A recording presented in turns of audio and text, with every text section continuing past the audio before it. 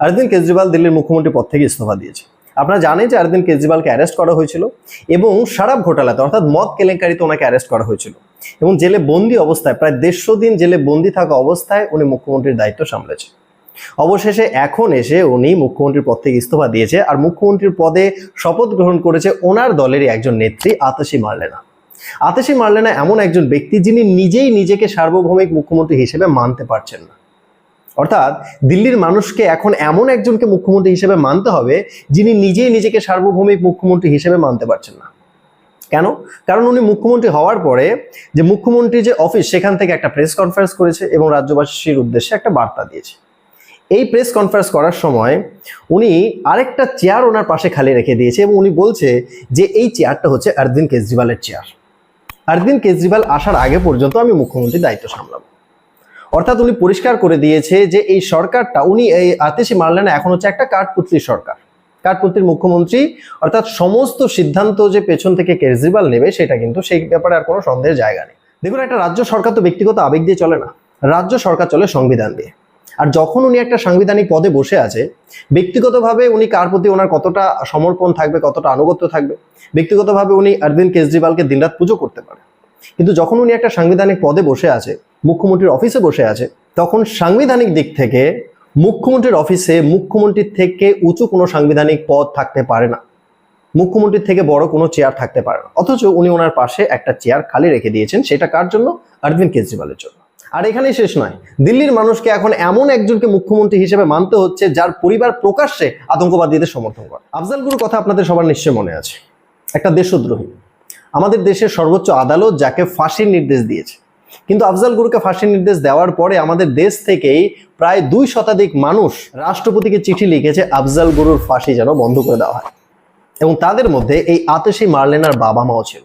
অর্থাৎ ভাবুন, দিল্লির মুখ্যমন্ত্রী এখন এমন একজন মহিলা যার পরিবার প্রকাশ্যে আতঙ্কবাদীদের সমর্থন করে।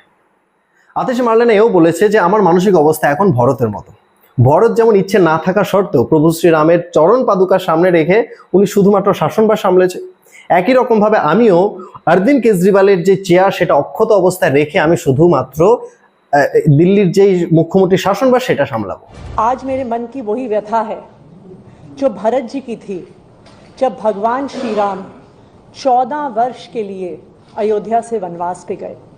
दिल्ली के मुख्यमंत्री की कुर्सी, ये कुर्सी अरविंद केजरीवाल जी की है। তাহলে ভাবুন, দিল্লির মানুষকে এমন একজনকে এখন মুখ্যমন্ত্রী হিসেবে মানতে হচ্ছে যিনি শরাব ঘোটালাতে, মদ কেলেঙ্কারিতে অভিযুক্ত জেল খাটা একটা ব্যক্তিকে প্রভু শ্রীরামের সাথে তুলনা করছেন।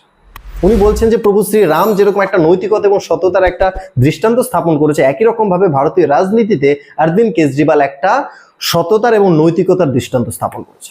भगवान श्री राम ने अपने पिताजी द्वारा दिए गए एक वचन को निभाने के लिए 14 साल का वनवास स्वीकार किया।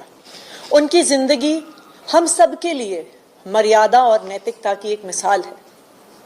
बिल्कुल उसी तरह अरविंद केजरीवाल जी ने इस देश की राजनीति में मर्यादा और नैतिकता की एक मिसाल कायम की है। অরবিন্দ কেজরিওয়ালের মতো একটা জেল খাটা আসামি যিনি মদ কেলেঙ্কারিতে জেল খেটেছে এবং উনি কিন্তু মুক্তি পায়নি, উনি শুধু জামিন, শর্ত সাপেক্ষ জামিন পেয়েছে, জামিনে মুক্তি পেয়েছে, ক্লিন চিট পায়নি।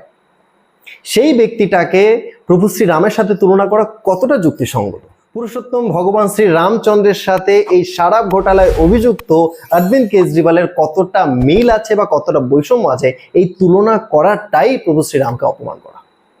কিন্তু কয়েকটা হাস্যকর পয়েন্ট আমার মনে পড়ছে, তার জন্য কয়েকটা পয়েন্ট আপনাদের সামনে বলবো। থেকে রামচন্দ্রের জীবনী থেকে অর্থাৎ রামায়ণ থেকে যে শিক্ষাগুলো আমরা পাই তার মধ্যে অন্যতম হচ্ছে প্রতিশ্রুতি দিয়ে বা শপথ করে সেটাকে রক্ষা করা।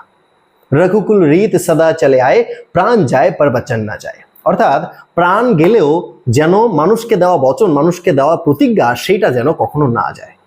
এটা হচ্ছে রামচন্দ্রের চরিত্র, যিনি বাবার দেওয়া একটা প্রতিশ্রুতি যেন ব্যর্থ না যায় তার জন্য এই যে রাজপাট সেটাকে ত্যাগ করে দিয়েছে, 14 বছরের জন্য বনবাসে চলে গেছে। এটা হচ্ছে রামচন্দ্রের চরিত্র। আর অরবিন্দ কেজরিওয়ালের চরিত্রটা কি?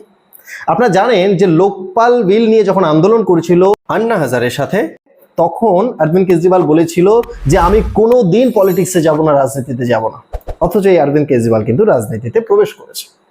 Arnab, I made it very clear, and I'm again making it very clear on your channel, on your program today. I will never fight elections in my life. I will never fight elections in my life.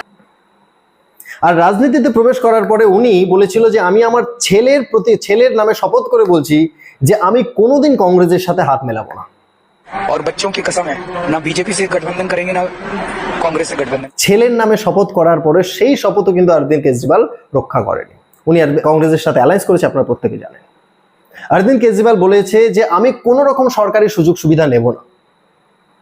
উনি বলেছিল যে আমার যে ঘর আছে সেখানে 5-6টা room আছে, আমার 5-6টা রুমের থেকে বেশি রুম কোনোদিন দরকার পড়বে না, আমি কোনোদিন সরকারি সুযোগ সুবিধা নেব না। इतने बड़े बड़े घरों में रहते हैं, क्यों रहते हैं?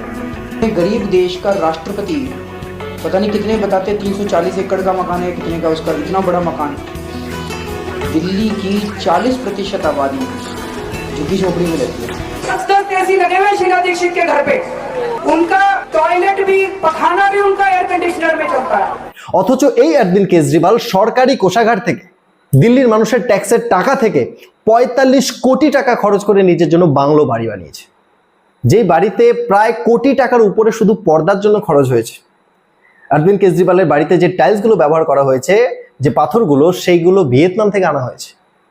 তাহলে এই হচ্ছে অরবিন্দ কেজরিওয়ালের চরিত্র, যে নাকি নিজের দেওয়া যে প্রতিশ্রুতিগুলো সেগুলোর একটাও রক্ষা করেনি। আর প্রভু শ্রীরাম বাবার দেওয়া একটা প্রতিশ্রুতির জন্য রাজপাটকে ত্যাগ করে দিয়েছে, 14 বছরের জন্য বনবাসে চলে গেছে, বাবার দেওয়া একটা প্রতিশ্রুতি যেন ব্যর্থ না যায়।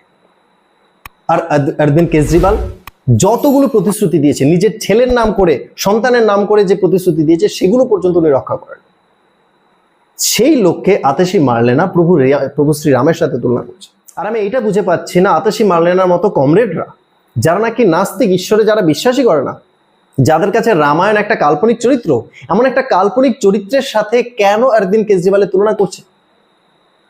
কেন প্রভু শ্রীরামকে এমন জায়গায় নামিয়ে আসছে, একটা শরাব ঘোটালায় অভিযুক্ত একটা ব্যক্তির সাথে তুলনা করছে প্রভু শ্রীরামকে? তো যাই হোক, আজকের ভিডিওতে এই পর্যন্তই। ভিডিওটা ভালো লেগে থাকলে লাইক করবেন, শেয়ার করবেন, আর নতুন হয়ে থাকলে চ্যানেলটা অবশ্যই সাবস্ক্রাইব করবেন। জয় হিন্দ, জয় ভারত।